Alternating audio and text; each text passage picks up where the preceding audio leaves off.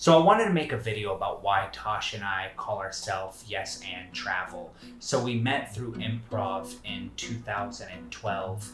And in Improv, you use yes and as a way to carry through a scene. But if you say no, then you don't go anywhere. So this is going to be kind of a timeline of how we met and about how we got where we are now from saying yes and.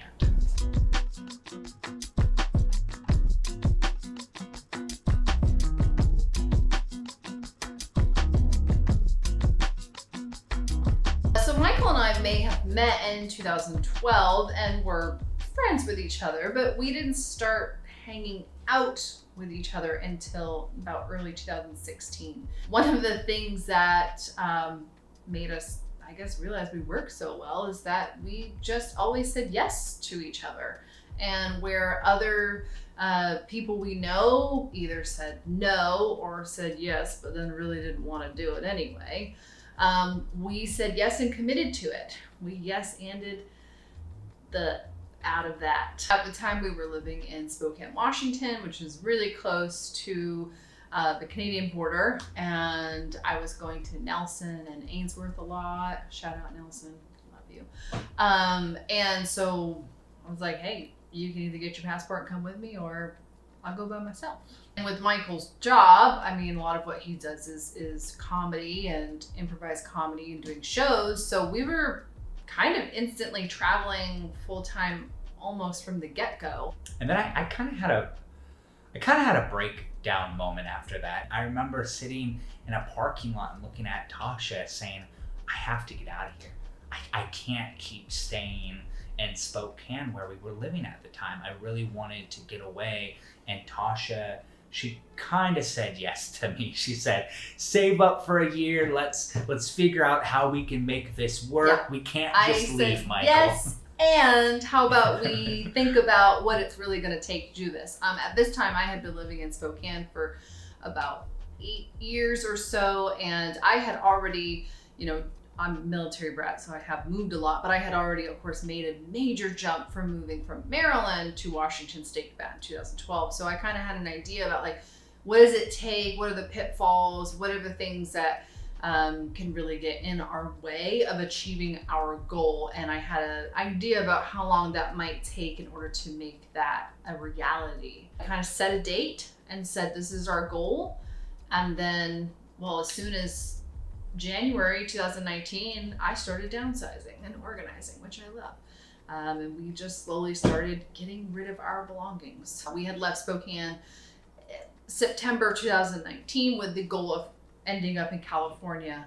And then he got contacted in December of 2019. So we got asked to go to China. At the time, we didn't really know what we were getting into, but we were like, oh, this is a great opportunity. We met some great friends there.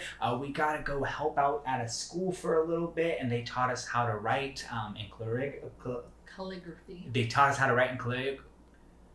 That word. Yeah, you say that. Calligraphy. We were there during the Chinese New Year celebration, so we were invited to a lot of the traditional celebrations. And because we went there technically for business, we got to do a lot of awesome business meetings, lunches with lots of delicious food and beer. Not heavy beer, very light beer. But in any case, I think we got to see a side of China that I don't think is often seen by those visiting for tourism. And it was wonderful. And, saying yes and led us there. And sometimes, when you're doing a scene in life and when something is happening, stuff can go wrong. And when we were in China, that is when, COVID-19 started. So we're staying inside for the Chinese New Year's. Yesterday on New Year's Eve, we went to our friend's house and had a lovely dinner that they prepared for us. But today, we are staying inside because of the coronavirus. Over 800 people have been infected so far. If you do go outside, you want to be prepared. You want to wear a mask. You need to wash your hands.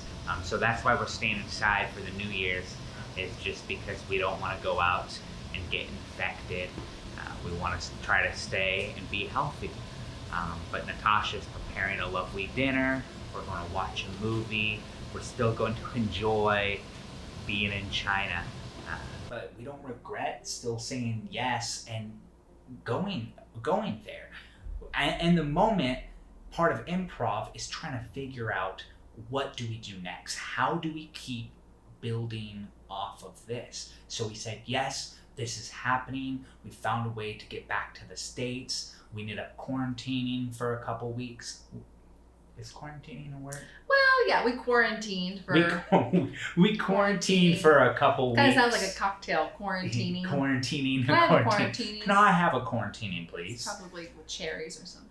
We did that for a couple weeks. I went to Utah to film a comedy special. Yeah, when we came back to the States, there was really no COVID officially in the States at that point in time. So while we were masked up, flying and traveling, others, it wasn't even a thing in the States yet. And I think at this time, the main goal, I feel like, was still to move to California. Like, I think to it end was. up in California. I think you had a tour scheduled. I had a pretty big tour. It was going to be like a 4-month tour, scheduled all throughout the United States. And I remember when I was packing the car, I started getting phone calls saying, hey, all of your shows are getting canceled. This is March of 2020. I had my college gigs get canceled. Comedy clubs were calling. We were supposed to teach in Georgia. We officially got the cancellation for that. We were staying with my mother at the time, and she said we were going to leave. Our plan was to leave and go up through, we were supposed to go up through Texas and Oklahoma and whatever.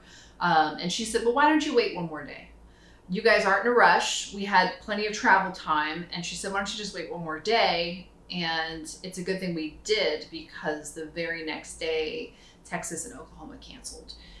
And my sister said, well, I could really use some help. And luckily they have a wonderful inviting home. And that's where we went for most of the pandemic. We did some traveling, but we definitely had some breathing room to figure out, okay, well, if this is true, what do we do now? There was a moment where I didn't know what we were going to do yet. And I told Tasha, we both work remote right now. I said, well, why don't we just keep traveling? Why don't we just keep doing what we're doing now and start vlogging it more? We already have a bunch of videos from the last couple years of places that we went and stuff we have done. So why don't we just keep doing this while we're on the road working remote? Mm-hmm. So now we're in Puerto Rico, and this is what we're doing. We're going to be trying to release a lot more travel vlogs, because everything that we're doing now, it's just from saying yes. And we want to encourage you also to say yes. We want to encourage you to say yes to traveling, to say yes to new adventures, to make sure to build off of each other and see where you can go. And sometimes some of that stuff might not work out. Some stuff didn't work out for us when we were on the road, but we kept saying yes and every time we said yes and, it brought us on a new adventure, and it brought us to where we are today. So And I'm going to encourage you to say yes to the small adventures too. When your friends ask you to go grab coffee or take a short hike or go do laser tag, say yes to those things too.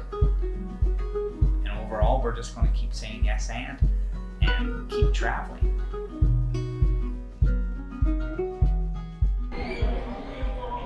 Babe. I don't see any. You're already married. I'll stay here. Okay.